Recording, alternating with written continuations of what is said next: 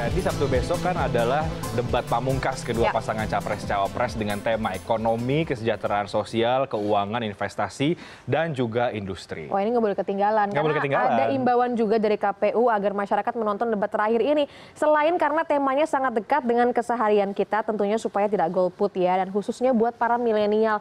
Udah daftar A5 belum? Nah itu sih yang paling penting ya. Kalau mau mikir nggak golput tapi nggak bisa untuk ke TPS gimana dong? Nanti malah nggak bisa nyoblos begitu kan? Iya. Nah pagi hari di Good Morning kita sudah sama dengan Cakra dan juga Mas KW ini ya, Kak Wendra. Dari masing-masing politikus kedua kubu. Betul, Cakra Yudi Putra dari politikus PKPI dan Kak Wendra Lukistian, juru bicara BPN Prabowo Sandi. Good morning lagi. Pagi, semuanya Indonesia. Tuh, ini kan politisi-politisi muda adem gitu kayaknya ya. Iya. Tapi kalau kita ngomongin soal debat, ini kan besok debat kelima nih. Ya, Udah pamungkas. harusnya tuh klimaks gitu ya. Tapi sebelum itu mau ngomongin debat 1, 2, 3, 4 gimana di mata masing-masing politisi yang muda, milenial gitu. Dari KW dulu. Debat itu kan part of campaign. Ya. Nah, teman-teman muda ini lebih banyak yang rasional. Betul. Akhirnya mereka bisa melihat bagaimana gagasan yang disampaikan oleh calon pemimpinnya di debat-debat, rangkaian debat itu. Yang keempat yang sebelumnya ini. Nah, dan tentunya ini berpengaruh sekali terhadap perspektifnya teman-teman millennials. Karena mereka nggak suka yang nggak masuk akal. Jadi mereka melihat program-program yang konkret yang memang bisa ada keberpihakannya untuk spiritnya teman-teman millennials. Dan pastinya sangat berpengaruh sekali. Dan kita dari debat pertama hingga ke debat keempat kemarin itu peningkatan swing voters itu berkurang. Oke. Jadi artinya sangat berpengaruh sekali debat ini di mata teman-teman muda. Iya, karena mungkin mereka pemilih rasional, pengen nonton hal-hal yang substansial begitu dari debat. Kalau Cakra gimana? Ya, kalau dari saya sih mikirnya gini, dari rangkaian debat pertama sampai debat keempat ini, saya rasa kebanyakan pemilih rasional sudah mempunyai penilaian sendiri ya, dan kenapa ini disebut sebagai debat pamungkas atau debat terakhir, ini seperti memantapkan aja. Memantapkan aja kira-kira dari semua tema yang sudah dibahas dari debat pertama sampai keempat, dan debat kelima ini gimana sih kira-kira para calon pemimpin kedepannya ini melihat seluruh isu yang ada di Indonesia ini dalam satu keseluruhan. Apalagi ini ekonomi kan, keuangan, investasi itu hidup dalam kehidupan kita sehari-hari, dan ini sangat seksi untuk milenial. Oke, jadi memang harus nonton ya debat terakhir ini. Wajib. Karena visi misinya apa nih kan di bidang ekonomi masing-masing ya, memang mungkin biasanya kan kalau masalah lapangan pekerjaan lah, investasi lah, nextnya mau gimana kan 5 tahun ke depan tuh masa depannya mereka tuh. Nah kan kalian ini kan anak-anak mudanya nih. Nah ini ada yang masing-masing dari Prabowo Sandi, dari Jokowi Maruf Amin, dan tentu kan juga mengincar suara-suara milenial dong untuk masing-masing capres-cawapres yang ceruknya sangat banyak. Mungkin bisa sampai 70-80 juta dengan kalau kita konversikan ke 40% jumlah suara nasional. Mungkin ke KW dulu deh.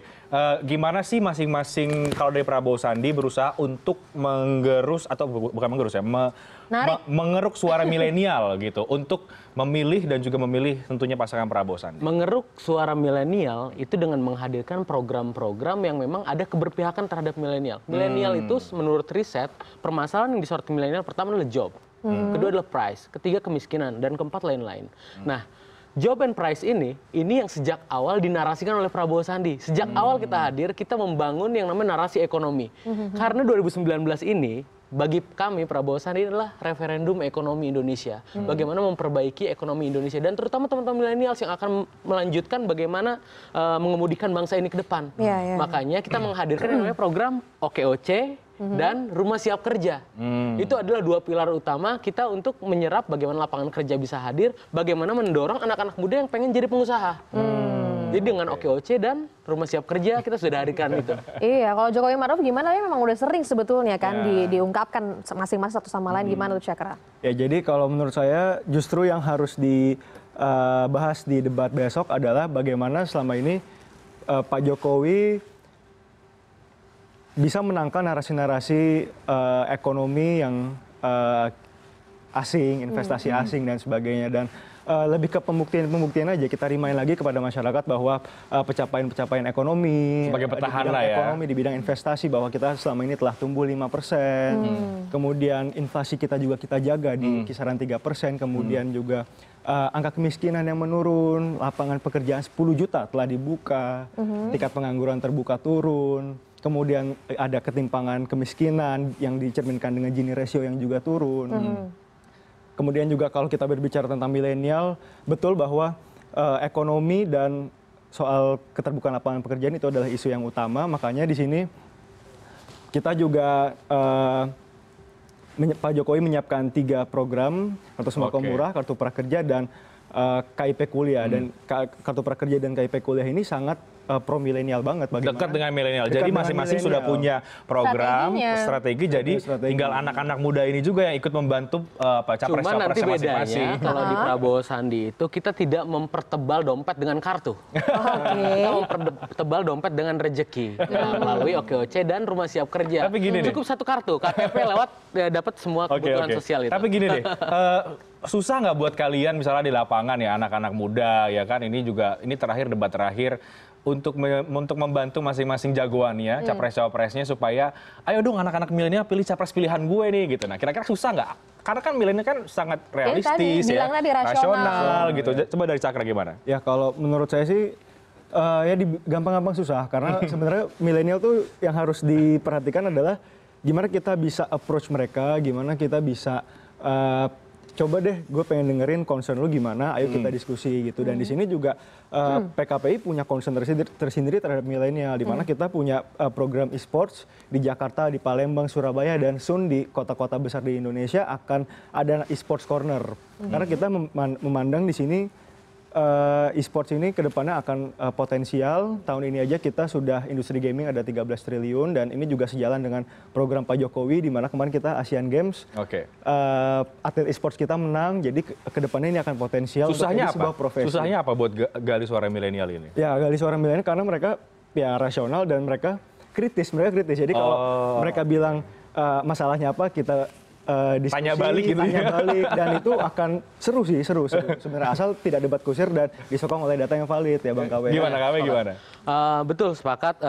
Banyak yang program-program ini harus memang berpihak kepada millennials, dan kita untuk menarik teman-teman millennials ini jelas tadi keberpihakan terhadap program millennials, tapi yang paling jelas adalah teman-teman millennials ini juga sangat peduli terhadap keadaan bangsa. Saat ini yang paling speak up di sosial media itu millennials. Ketika melihat katakanlah lapangan kerja hadir untuk siapa? Untuk WNI atau WNA. Nah itu millennials sangat hampir tiap hari bisa lihat luar biasa kritisnya mereka terhadap keadaan bangsa yang seperti ini sekarang. Nah ini yang memang konsen kita untuk memperbaiki Indonesia ini, insya Allah lah semuanya itikadnya baik ya. Pak Prabowo, Bang Sandi, ataupun Kiai Haji Ma'ruf Amin, ataupun Pak Jokowi adalah orang-orang baik. Cuman memang di 2019 ini yang paling kita butuhkan adalah yang merepresentasikan spiritnya millennials. Who? Prabowo Sandi. Tapi tadi ngoreksi ya, kalau misalnya menurut tenaga kerja TKA atau tenaga kerja asing gitu ya, justru yang harus ditekankan lagi bahwa rasio tenaga kerja asing kita di Indonesia ini termasuk yang paling rendah di dunia. Di bawah 0,1%, hanya 80.000 dari 120 juta tenaga kerja asing. Kita bandingkan Malaysia, Singapura, Qatar yang 90%. Yang kita harus rasional di sini adalah kita di sini hidup komparatif gitu ya. Kita nggak hidup di dunia ketiga, kita punya negara-negara lain sebagai perbandingan. Jadi memang kalau begitu dan kalau ketemu sama-sama millennials, jadi harus hal-hal yang sifatnya realistis gitu kan. Data kemudian keluar ya. Tapi kan gini, kuncinya adalah nanti besok malam gitu kan, dari masing-masing jagoan-jagoan dari Pak Prabowo, Bang Sandi, kemudian Pak Jokowi sama Kiai Haji Ma'ruf. Nah udah buat ini belum sih, maksudnya generasi-generasi milenial ini kasih masukan gak sih terutama ke mereka gitu, bagaimana mereka menarasikan itu dengan waktu yang sempit itu gitu kan, karena media sosialnya rame pasti setelah debat dengan berbagai macam tagar. Nah gini, Prabowo Sandi sangat konsen terhadap ekonomi kreatif. Kita menghadirkan salah satu di OKOC itu ada yang namanya Gcraft, Gerakan Kreatif Nasional. Ini mendorong ekonomi kreatif supaya pertumbuhannya bisa maksimal. Dan Bang Sandi juga punya pengalaman di membidani ekonomi kreatif, baik itu di Kadin ataupun di berbagai organisasi lainnya, termasuk di Gcraft juga sebagai ketua dewan pembina. Nah, makanya kita hadirkan ini adalah mendorong ekonomi kreatif untuk anak muda. Ekonomi kreatif ada 16 subsektor di Indonesia ini menurut Gcraft. Nah, ini yang pasti akan menjadi hal seksi di mata teman-teman milenial. Nah, itu nanti akan diungkapkan tuh. Ya, nanti kita akan paparkan, ya mudah-mudahan dengan waktu yang singkat bisa gitu.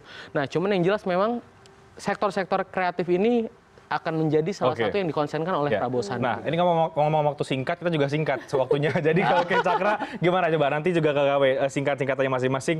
Bagaimana ngajak teman-teman muda, ayo nonton debat supaya kalian bisa punya referensi untuk memilih siapa? Oh ya, kalau sebenarnya kalau untuk Pak Jokowi Maruf Amin sendiri, kita juga timnya dikelilingi oleh milenial, diisi oleh para milenial yang expert di bidang masing-masing, termasuk juga di bidang ekonomi kreatif, investasi, termasuk juga misalnya seperti Kita Satu gitu ya, organisasi Kita Satu, di mana di situ kita sering diskusi untuk kasih tahu input-input apa aja yang lagi happening di millennials dan kira-kira gimana roadmap ke depannya untuk mengembangkan potensi-potensi terutama ekonomi gitu ya.